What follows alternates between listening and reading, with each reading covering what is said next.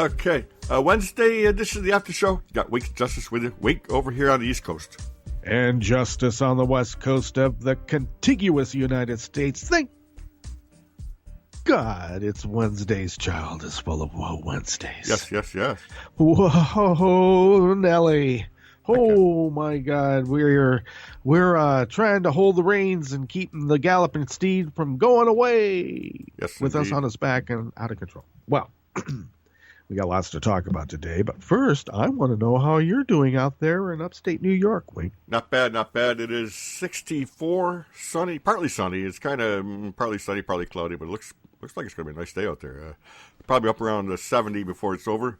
Reminder to get in the chat. Just go to netrootsradio.com. Scroll down the bottom of the page, and on the right-hand side of the bottom of the page, there is a link to the chat. So click that. Join us there. And when you're down to the bottom of the page, take a gander to the left side of the page, and there's a Donate Contribute button. But if you take a gander all the way back up to the top of the page, you'll notice that we're dedicated to get out the vote. Heck yeah. So there's links galore in checking to see if you are registered, which I did. Yes. I mentioned before I had this terrible notion that maybe I got taken off the rolls somehow. I mean, it can happen. You never know. Yep. Right? And no, I'm still duly registered. Awesome. But so the only way that we can beat the Ruskies at their game is to make sure that we have so many people voting they can't hack us all. That's it.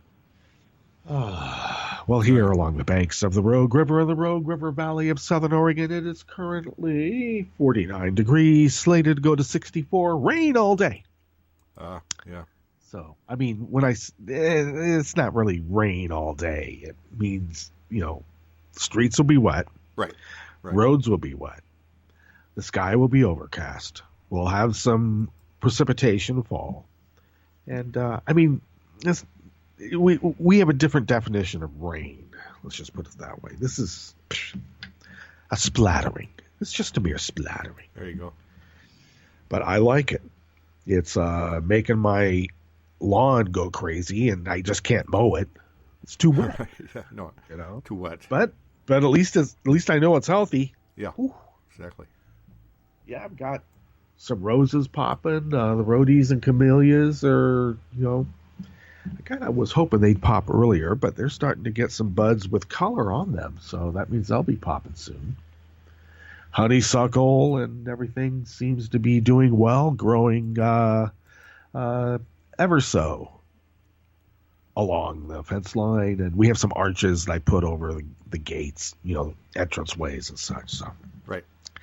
So the foliage is doing quite well. I'm loving it. I would consider this to be a fabulous day. There you go. Yes. Yesterday was somewhat similar in a way. Didn't rain as much as it's supposed to rain today, but it was a chowder day. Made a chowder. Yeah. So I don't know. Maybe I'll do a roast today. You never know. Well, we had a vice presidential debate last night. Yes, we did. Yes. And the conservatives are they're just choking on themselves right now because they can't believe that Tim Kaine is such a commie that he didn't wear the American flag lapel pin. Yeah. That he wore some other thing. They just don't know what it is, but it's got to be commie. Right. It's got to be for ISIS or something, And it turns out it's a Blue Star family pin, meaning that, their kids are fighting in the war right now. Yeah, there you go. So, I don't know. Basically, they're saying that he hates America because he's supporting the troops. I guess. Yeah. What? All I can say to those people is take a knee. Yes. You'll have to make that connection yourself. Well, these are the issues that we will be attending to today on Wednesday's Child is Full of Whoa Wednesdays, and they are. Wink. This will make your hair stand up on the back of your neck. Just days away from voter registration deadlines. Cops raid the Indiana Voter Project.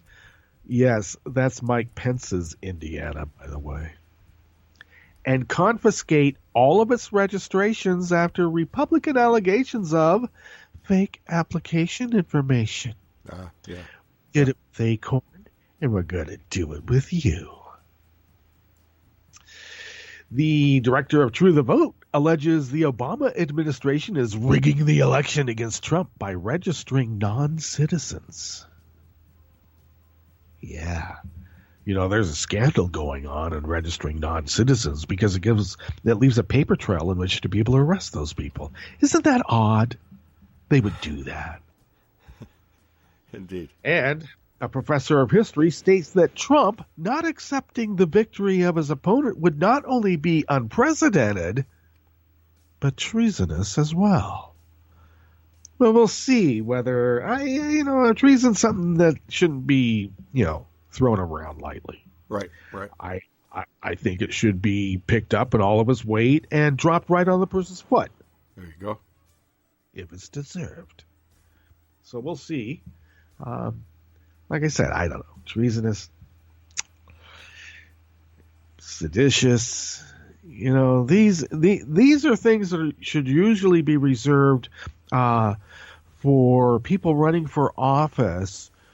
Like who are making deals with foreign governments, to influence the election.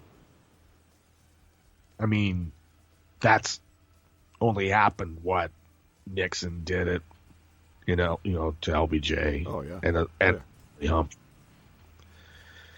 Reagan did it to Carter, with the Iran hostages thing.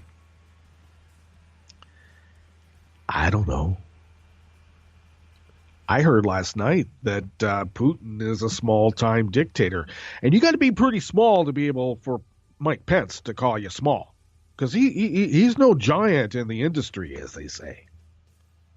I'm serious. And that's not to diss, short people. I'm just saying. But I don't know. You talk to Trump and Putin's, gosh, next to Wonder Bread. So I don't know, Wink. When's it going to stop? I hope it's November 8th. Let's hope. Yeah. Ain't luck at all. Right. Well, let's be careful about treasonous, but I'm still curious about what this University of Florida Atlantic professor has to say about that. And on the last half, hey, we report that 1988 called and it wants its debate topics back. Yes.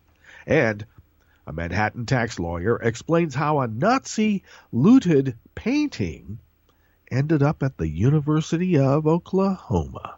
All that, plus the Connect Unite Act Daily Codes community calendar and more on the after show with that ever so fine fellow over there on the East Coast in upstate New York with his ever so subtle, yeah, it's elitist because he's a coastal elite. And his name is Wink. Indeed. That's right, because he loves you. And all the way back over here on the West Coast with my unabashed elitism, and my name is Justice, because I love you too. And we do this 5 days a week for an hour-ish, because, well, who loves you, baby? Exactly. Exactly. All right. And it's true. I'm a lover, not a fighter. You know what? But I'll fight for love. There you go. Hey. All's fair out there, so yeah. Well, the thing is that sometimes people will say when they fight for love, it's with this uncontrolled passion. No. It's refined, controlled passion. There you go. You channel that passion, and you fight for those things that you love, which happens to be, I don't know, equality and due process for all. To empower those around you so that it's kind of self-interested. If everybody around me is empowered, it makes my job easier. So I'm not the only one digging the ditch so that we can irrigate the garden. There you go. Yep. So let's be clear. But I don't know. When I'm sitting around the campfire or when I'm telling a story, I like to have people, understand what the hell I'm talking about. Wouldn't we all? How's it going in the electoral process in your area? Who's Not running bad. for sheriff? Who's running for dog catcher? Any like Democrats, or is it Trump, Trump, Trump, all Trump? It's pretty much Trump all the way here. But we'll get a few Democrats elected, and we'll be out there. In fact, I'll be out there later on today, and tomorrow as well. So we'll be banging on some doors. I'm still sort of astounded because, as I mentioned earlier in the week, when I went to my brother-in-law's birthday party on Saturday, there's a gamut of people, of all political persuasion. And, there were some people that were, doing the Trump thing, right? But after the debate with Hillary, they're not quite saying they're going to vote for Hillary. They're also not quite ready to say that they'll vote for Gary Johnson, they have no idea who Gary Johnson is. Exactly. Jill's fine. Yeah, no way, right?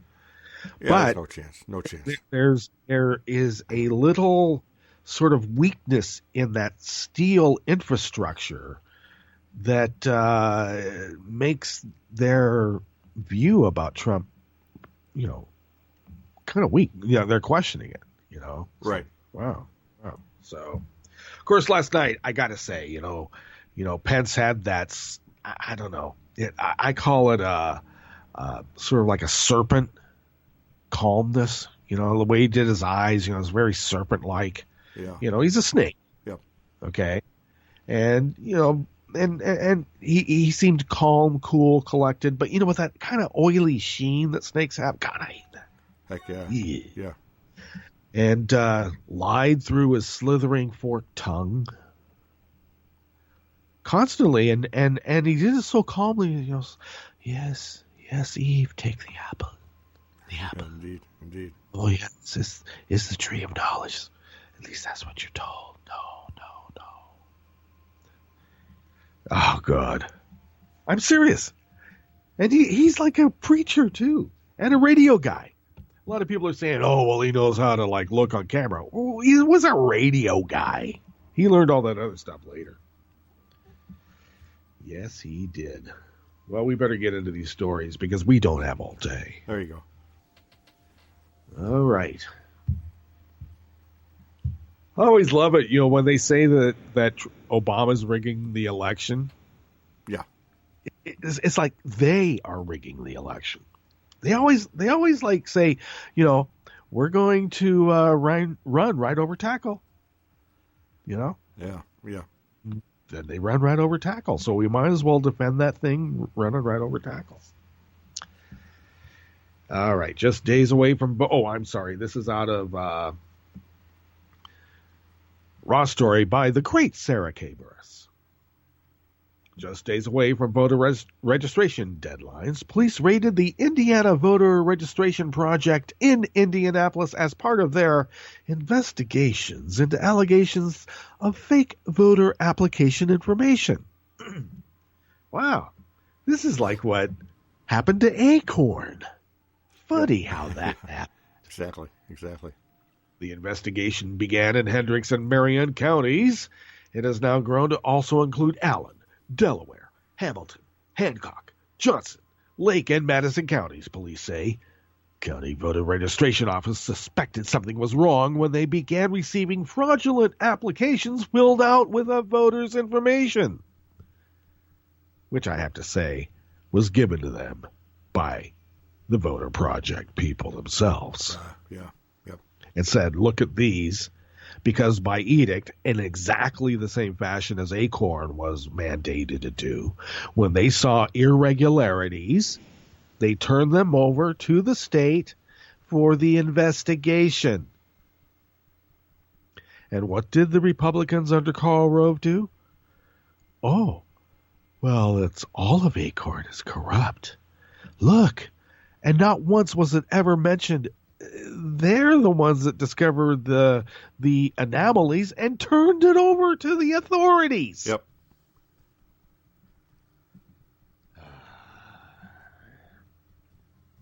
So a warrant was granted to search the business, and police went to collect documents.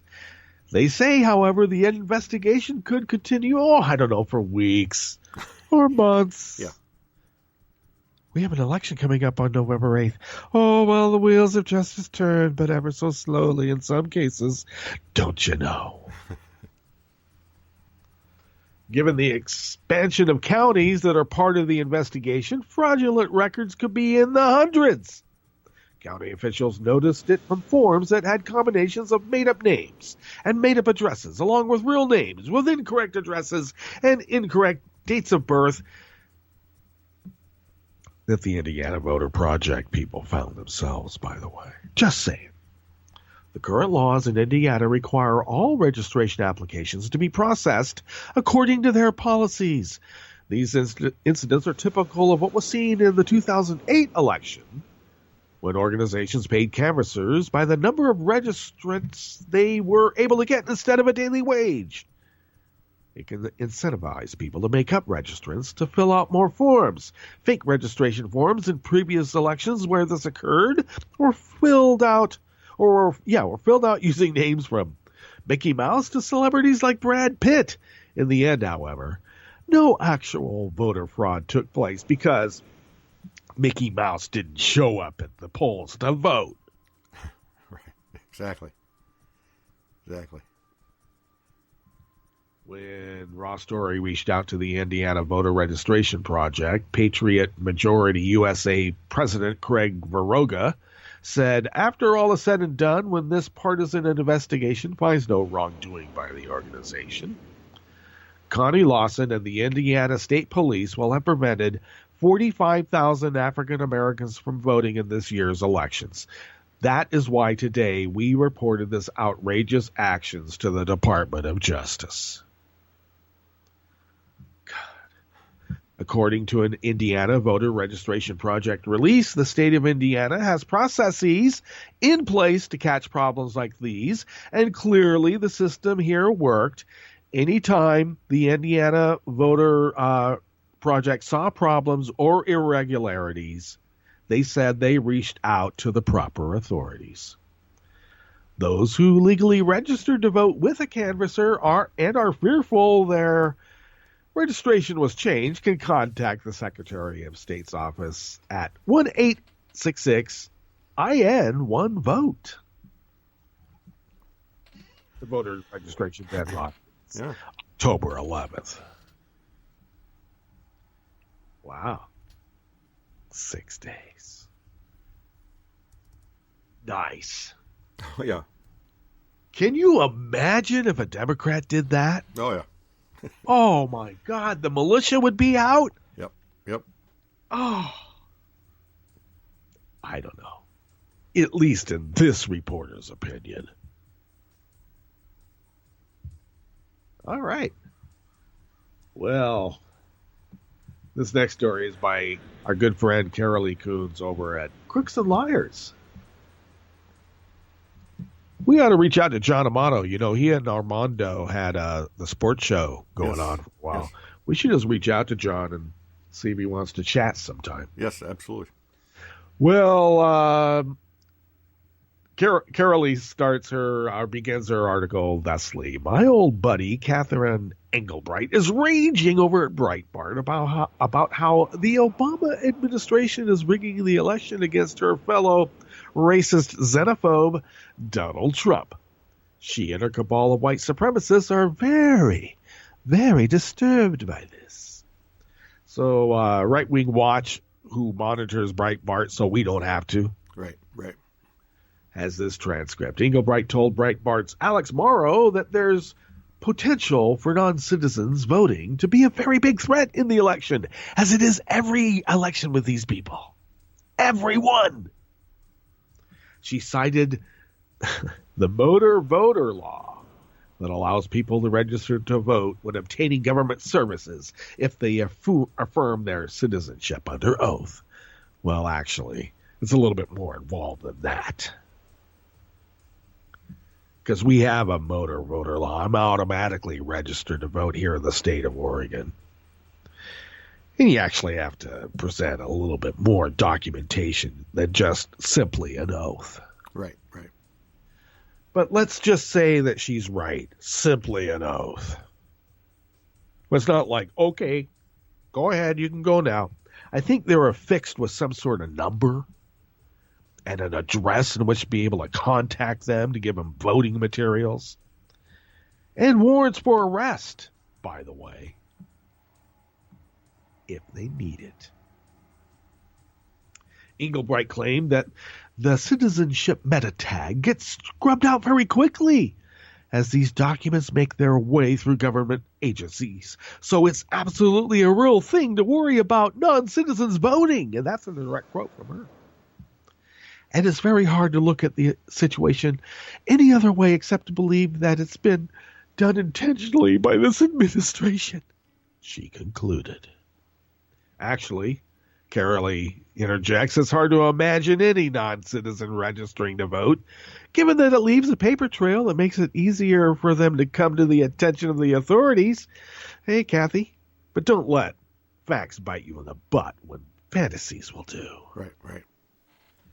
All right, if you feel like you want to listen to her interview on Breitbart, there is a link in my show notes to Carolee's article. It has embed for that.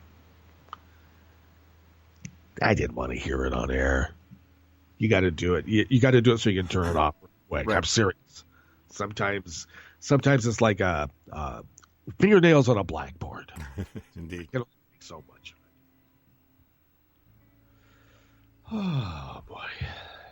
God, I can't wait until this election is over. Oh, yeah. Yeah, I think we've had enough. It's funny. My mom was like in her room watching. I didn't think that she'd watch the debate. Right. You know. But she's like, yelling at the TV, yelling at stuff. You liar! It was kind of cute. Yeah. Okay, this next article is out of the History News Network, and it is an opinion piece by Ronald L. Feynman, and he is a professor of history at Florida Atlantic University, and he has a new book out called Assassinations, Threats, and the American Presidency from Andrew Jackson to Barack Obama, and it's out of Rowan Littlefield Publishers. Oh, and a paperback edition is coming in March 2017. Well, one of my dad's colleagues, department head in the history department at the university he taught at, said that the only way to tell an importance of a document or a book is that you hold it 1 foot above the desk and you let go of it, and the louder the thunk, the more important the thing is. There you go. So you don't get that kind of thunk with a paperback. You need a hardbound. Right, right. Just say it. Okay, there is a growing danger of civil disorder when the presidential election of 2016 is over. If Donald Trump were to refuse to accept defeat, no matter what the margin of victory, he has hinted at such action, although leaving little doubt after the first debate that he would follow through on an earlier threat to do so. This would be a total contradiction of the whole history of the United States and is what makes us unique and special in the history of nations. I have to say, there is a point where I kind of prefer to see the outgoing administration welcoming in the new. Yeah. Sure, sometimes it's chilly, but they're both photographed there, and that is a photograph for prosperity. Yep. Okay. Or posterity. You know what I mean. Yeah, there you go. It's prosperous, and it lasts a long time. Exactly. So, that's important. And now Trump not being in the photo op, I don't know if that's treasonous. But I have heard him say things like Second Amendment remedies. Yeah, we hear that. That has meaning. That's not really a veiled threat. Okay. No, I think that's pulling out the Tommy gun and saying, "Hey, look what I got." Indeed.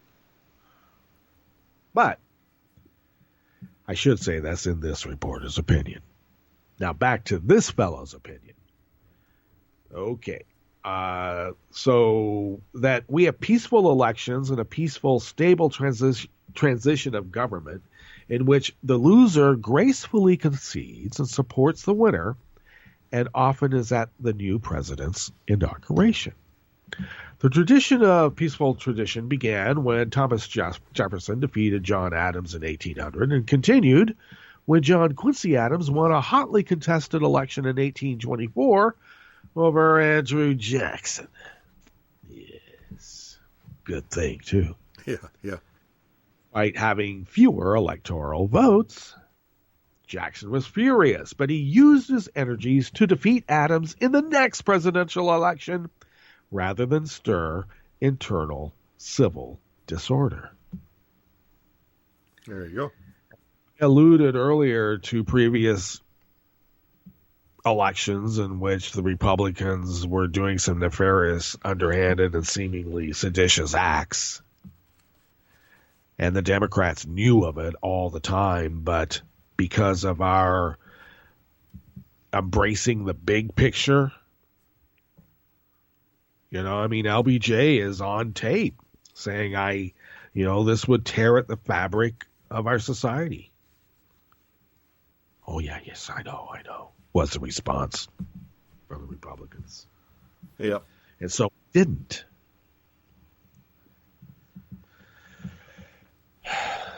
Because I think it means that we're devoted to making this great experiment a success. All right.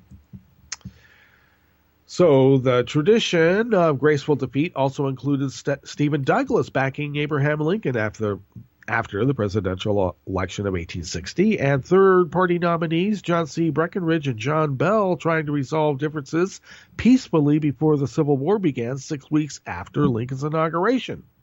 The contested presidential election of 1876 saw popular vote loser Rutherford B. Hayes inaugurated over Samuel Tilden due to a political deal known as the Compromise of 1877, which was clearly a political deal to keep the losing Democrats happy and avoid a new civil war. Yep, pretty much.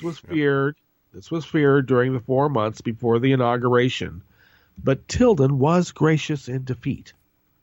The same situation of gracious concession occurred when Woodrow Wilson won in 1912 over William Howard Taft and Theodore Roosevelt, and also when Herbert Hoover was defeated by Franklin D. Roosevelt in 1932, although Hoover refused to talk with FDR in their automobile on the way to the inaugural stand. No doubt. Harry Truman and Eisenhower were not the best of friends in 1953, and Truman was known for an outspoken attitude toward those who he disagreed with, putting it mildly. I think there's a few invectives of the barnyard flavor that he was fond of. Yeah. But the victory and inauguration of Ike went on without incident, despite Richard Nixon, who had bad-mouthed Truman over the Alger Hiss matter 4 years earlier and was being inaugurated vice president with Ike.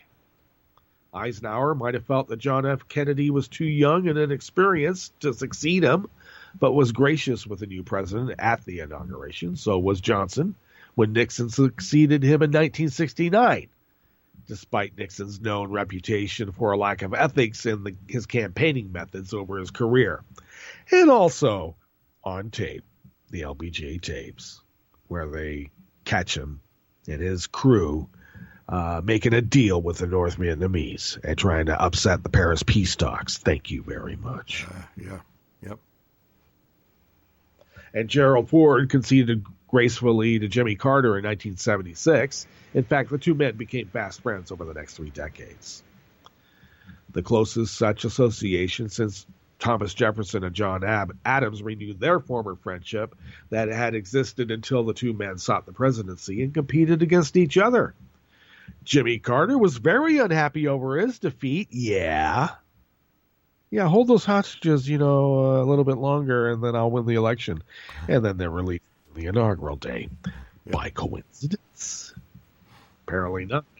from intelligence that have been made public since. Okay, and George H.W. Bush, who was stunned when Bill Clinton defeated him in 1992, but he was still gracious. There may have been bad blood between rivals Carter, Reagan, Bush, and Clinton, but there was no question the loser would accept graciously. In the 21st century, the best example of gracefulness in defeat was Al Gore, who, after battling for 5 weeks through the courts on the close election results in Florida, conceded in a dignified manner and even announced opponent George W. Bush's victory in 2001 from the dais of the United States Senate as Vice President Richard Nixon announced the victory of his opponent, John F. Kennedy, in 1961. And Vice President Hubert Humphrey announced the win of his opponent, Richard Nixon, in 1969. The same applied to Vice President Walter Mondale, announcing the victory of Reagan over Jimmy Carter and himself in 1981. John Kerry showed class in his concession to George W. Bush in 2004, as did John McCain in his acceptance of victory of Barack Obama in 2008, and Mitt Romney to Obama in 2012. There has never been a threat of a losing candidate refusing to accept the victory of his opponent.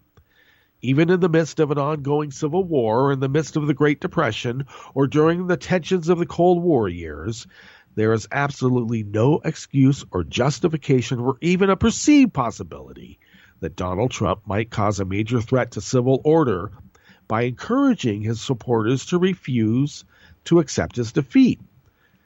See, the thing is that the way that the Republican adults do it is that they graciously accept the administration and then they block absolutely every bit of legislation for 8 years. Yeah, pretty much. Yep. Now, come on. You can't just be rude. Yet we have some Republicans, including Kentucky Governor Matt Bevin, seemingly setting the stage for possible civil disobedience and even violence based on the argument that Bill and Hillary Clinton are totally corrupt and that no victory by Hillary Clinton would be valid. It is truly terrifying to think of the possible threat to the new president and vice president by crazed supporters who use Trump's vehement opposition and potential rejection of the results as an excuse for bloodshed and violence, including a possible threat to the health, safety, and lives of Hillary Clinton and Tim Kaine. This would be seen as a treasonable act were it to occur, requiring the arrest, trial, and incarceration of any Trump supporters, including the candidate himself, who represent a threat to constitutional order and American democracy. Donald Trump would go down in history ever worse than his reputation has already been sullied by his actions and statements promoting division and chaos in America and undermining the ability to protect national security. Being a sore loser who advocates or endorses violence and bloodshed would put him into a class with people such as Benedict Arnold and Aaron Burr as traitors to the nation. Now, there's some people that think Aaron Burr wasn't a traitor. Well, you know. Okay. So we'll see. You know, when it really comes push to shove, let's remember how he looked when he was standing next to the Mexican president in Mexico. He was closing his eyes, hoping it would just go away. Yeah. And he didn't say diddly until he got into Texas, I think, or somewhere with his white supremacist crowd, and then he was the big strong man again. So, well, we'll see. When it comes down to it, it's all hurting his brand. So if he wins or loses, if he loses money from losing his, from the brand, I think he all changes ways. That's the only thing to motivate a mind like that. Yeah. What? You got a pocketbook and I can't license it? Let's get to our Jim Hightower break. We'll come back, go through the Connect, Unite, Act Daily Codes community calendar, and then the articles for the last half. You are listening to the After Show with Wink and Justice on Netroots Radio, and we will be right back. The media establishment has labeled Donald Trump a populist, endorsing his absurd assertion that while he might be a billionaire, he'll be our billionaire, fighting for us commoners. I'm not telling anyone how to vote, and I certainly understand the inclination to grab the biggest stick you can find to whack the bejesus out of those political and corporate elites holding you and your family down. And Trump has sold himself as the biggest, baddest stick around. But I am here to say, don't be a sucker. There's not a single populist muscle in Donnie's whole plutocratic body. He'll sell out wage earners, small business people, and anyone else to serve his own needs or whims, as his lifelong record, as opposed to his recent rhetoric, reveals. Donnie learned to be self-serving from his father, Fred, who became a millionaire by getting federal housing subsidies to build apartment buildings in New York City. Then, as landlord, he flagrantly discriminated against black people trying to rent an apartment. One of Fred's tenants was none other than Woody Guthrie, who was so appalled by Daddy Trump's greed and racism that he wrote songs denouncing him. The Donald not only inherited Fred's fortune, but also his business ethics, including engaging in wage theft, outsourcing his expensive Trump-branded products to such low-wage countries as China and Vietnam, and illegally using and underpaying undocumented immigrants to build his luxury projects.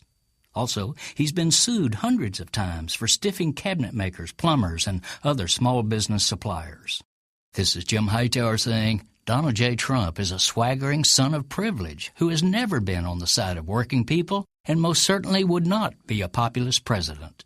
To the contrary, in his heart, mind, and his whole being, he's nothing but a Trumpist of, by, and for himself. Need an antidote to the progressive blues? Want some good news about how grassroots folks are rebelling against the corporate powers and winning? Well, here's an easy-to-swallow pill for you, the Hightower Lowdown. Hightower's monthly newsletter will give you the lowdown, even as it lifts you up. It's 4 pages a month, jam-packed with facts you can use, actions you can take, and Jim's own Texas humor, all for only $15 a year. To become a lowdowner, go to hightowerlowdown.org. Powered by Unity Networks. You are listening to netrootsradio.com. Please hang up and try again.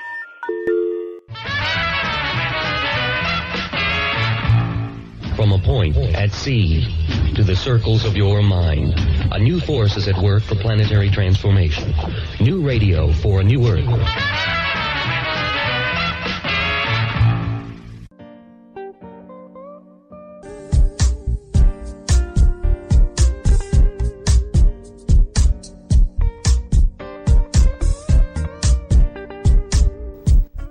Okay, we're back.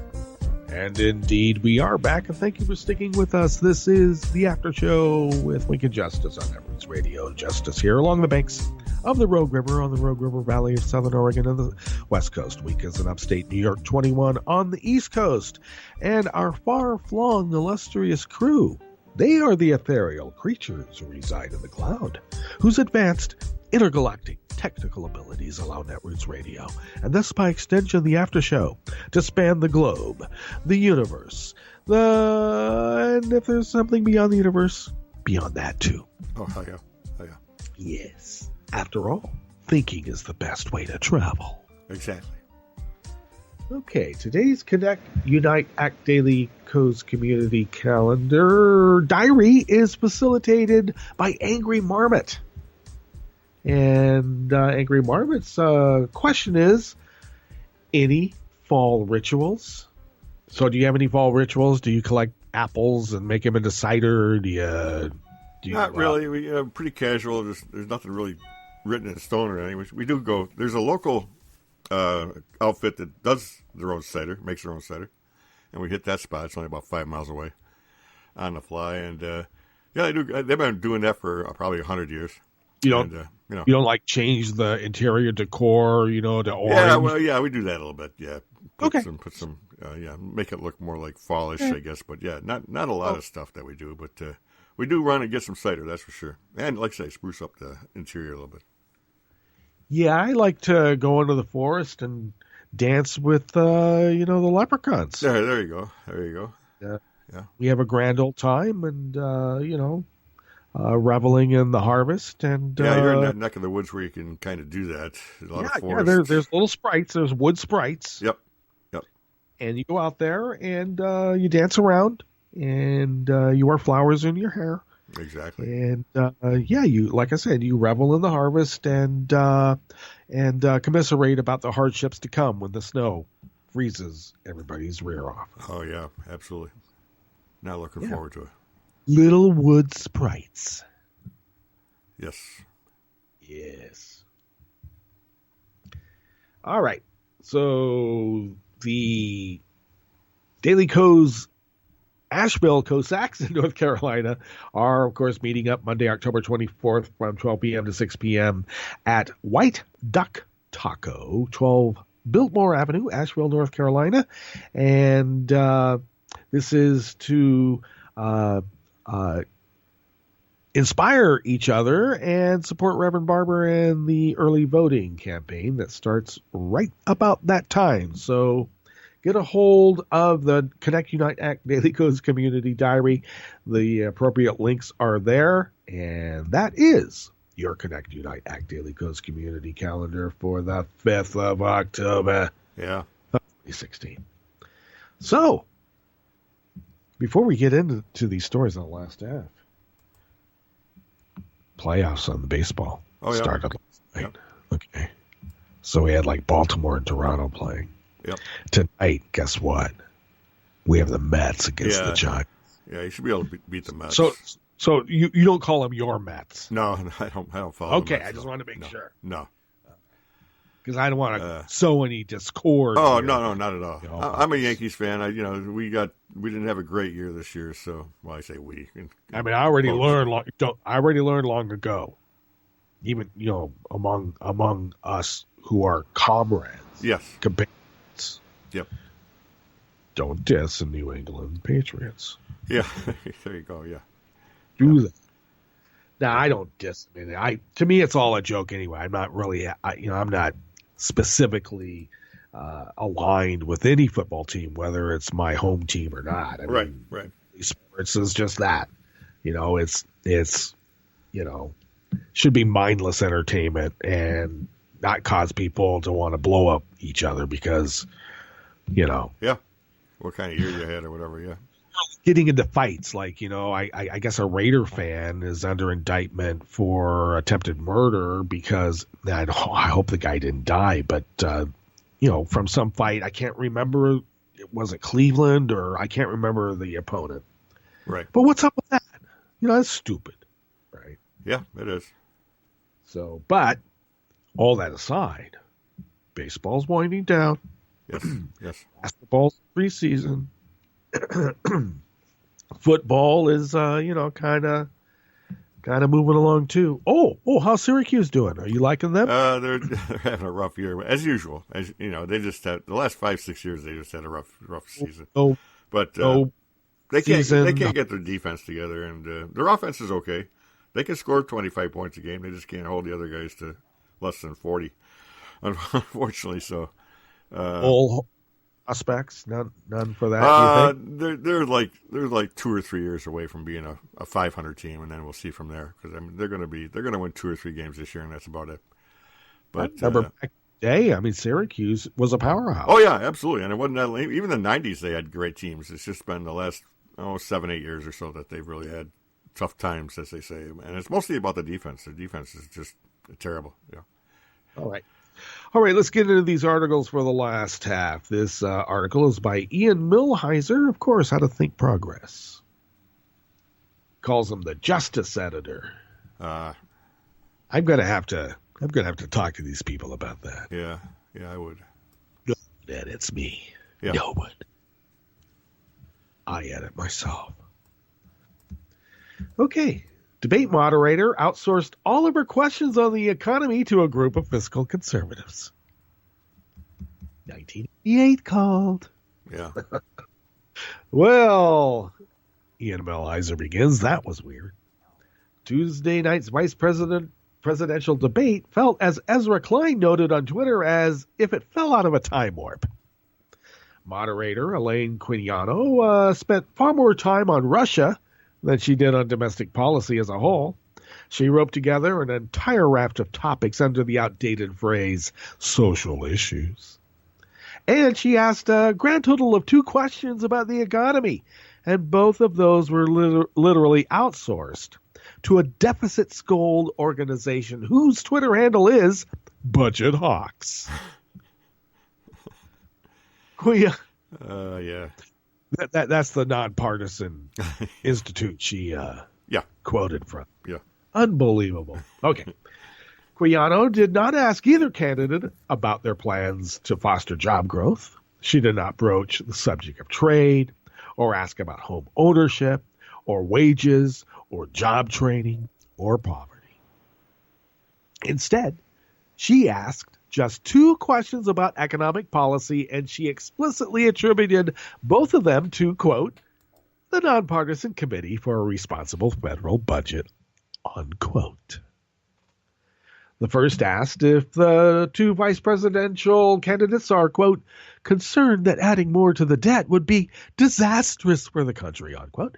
And the second warned of a grim future, quote, when the Social Security trust funds runs out of money. I remember that. I'm yelling at the TV when those happen. I'm like, what? Runs out of money? What are you talking about?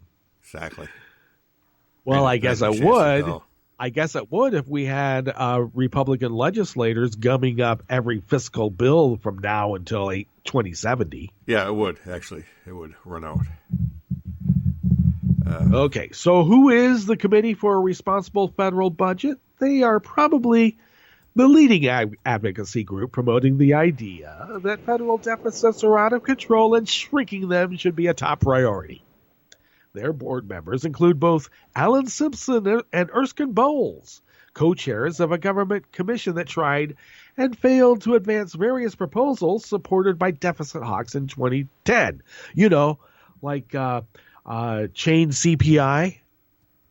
So, you know, when great grandma, you know, is able to afford, you know, the more expensive cat food, you know, you got to take money away from her because she only gets the middling cat food. Right. Hey, remember that? All austerity BS. Their board members, co-chairs of that commission, okay, tried to push these austerity measures through in 2010. Pete Peterson is a billionaire, is probably the nation's leading funder of anti-deficit advocacy, is also a board member. To be sure, there are many people, especially in elite media circles, who share the committee's view that deficits are a pressing issue. But Quijano's decision to focus on this to the exclusion of all other economic policy questions is odd. It is especially odd because the case for aggressive deficit reduction is weaker today than it has been in years. In 2009, when President Obama took office, America's deficit was 9.8% of our gross domestic product. Compared to historic levels, that is very high, although high deficits are normal during a recession that he wasn't responsible for. Right. But according to Breitbart and Pete Peterson, yeah, it was Obama's fault. Yeah. It was Bill's fault. Or it was Hillary's fault. You know what? It was all of them back in the 60s. They got together and they planned this. Oh, yeah. When the economy is weak, tax revenue declines at the very same time that more Americans are taking advantage of safety net programs, and that means more money going out of the federal treasury and less money coming in. 7 years later, however, the deficit was only a quarter of the size it was when Obama first moved into the White House. In 2015, the deficit was only 2.5% of GDP. When he came in, it was 9.8. As he's leaving, it's 2.5. Lower than at any point during the entirety of Ronald Reagan's presidency. There you go. But Quijano, in other words, fixated on the committee for a responsible federal budget's pet issue, despite the fact that our current leadership has done an extraordinary job of reducing the deficit. Perhaps she could have asked a few questions about jobs instead. Yeah, that's what I was wondering about. Yeah. Now, asking foreign policy issues of the vice president isn't necessarily out of bounds. I mean, they could be thrust into the position of taking over the presidency. Yeah. Right? Yeah. So that why they're there. But generally, vice presidential queries are about, more domestic issues. It's certainly something, from now instead of 1988. Right.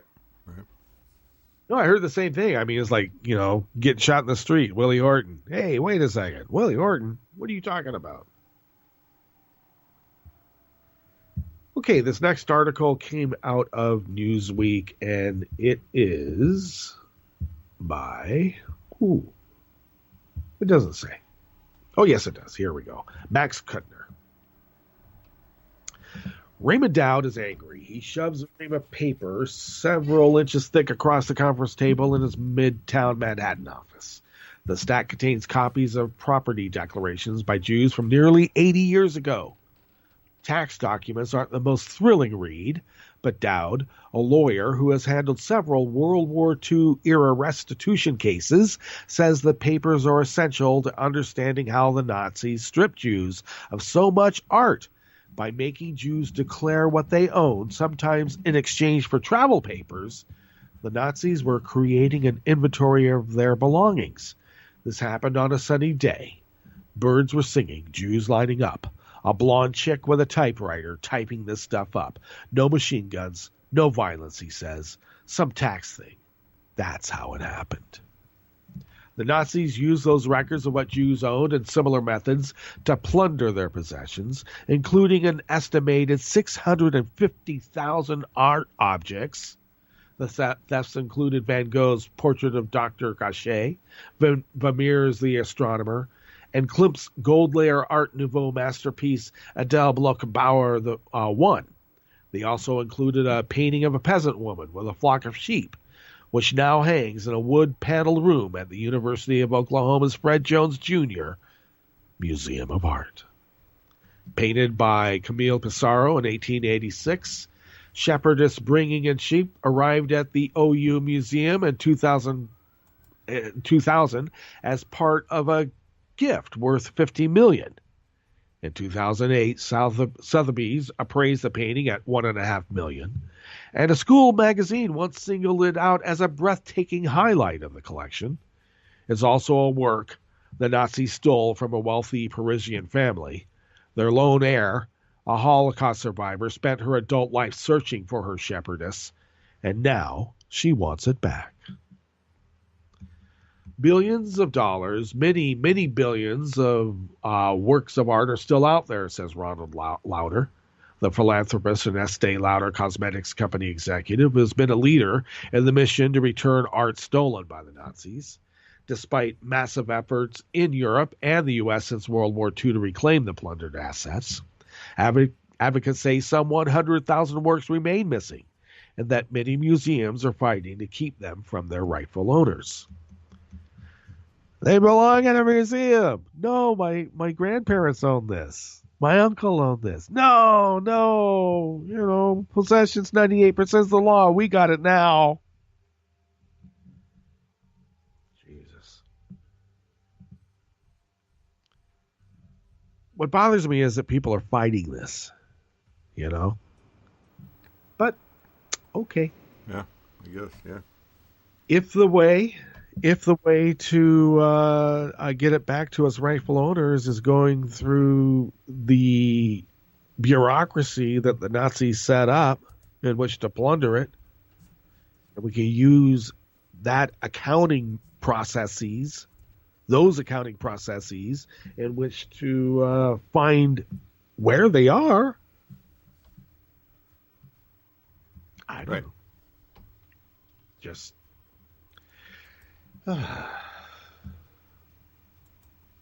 so this article, actually, I should have started it much earlier because it is fairly comprehensive, because it goes from the time the Nazis stole it and somewhat of a history of this poor lady's family as they made their trek either to survive or not.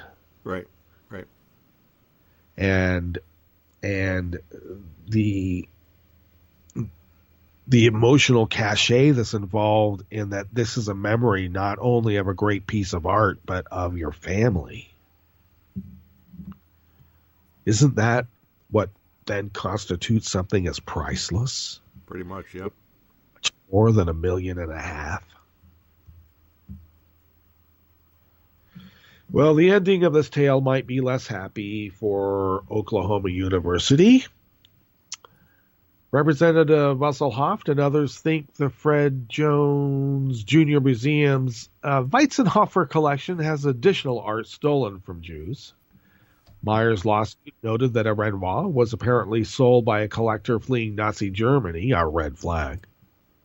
A work by Mary Cassatt allegedly lacks ownership information for 1939 to 1957. A Degas is allegedly missing information from 1918 to 1963. A Monet allegedly has no ownership information before 1957. 3 other works are allegedly connected to a gallery the Nazis raided or to dealers who were known Nazi collaborators. At least 7 additional paintings allegedly have little to no provenance information prior to the 50s or the 60s or at all. Museum director Mark White says by email that they are making progress in filling in ownership history gaps, but such more research is an exhaustive process. Generally, you get all that stuff done before you accept it. But, appropriation is what appropriation does. Yeah. Till their journey overseas is booked, Meyer's shepherdess remains on the wall in the Oklahoma Museum. The room is a popular spot for marriage proposals, according to Boren. Those of at least 2 there. Both asked, said yes. Well, that's nice. Yeah. Okay, link to that article is there. I would also massively suggest go through it. It's quite illuminating and I don't know. I guess in the great gamut of how we can harm our fellow human beings, this may be, not horrific at all, but I don't know. It's art. Yeah. And it's also, people who become stewards of it. Not necessarily the museum. It should go back to the people who was stolen off their walls. Well, it is Wednesday, and that means that tonight you get to jibber your jabber with Wink for 2 hours. Yes. Beginning at 9 p.m. on the West Coast, midnight on the East Coast. And it is Jibber Your Jabber. All right. Heck yeah. And so call in for that. And we have some great content coming up here for the rest of the day. I'm not sure. Katie Halper may be still on a small hiatus, but we'll listen to WBAI out of New York during that time period anyway. And otherwise, please do. I mean, that's just indicative of how great the content that we have here on Netroots Radio. And we have it 24/7, 365. And why? Well, of course, because who loves you, baby? Okay, Wink, I will see you on the other side. All right, we're up.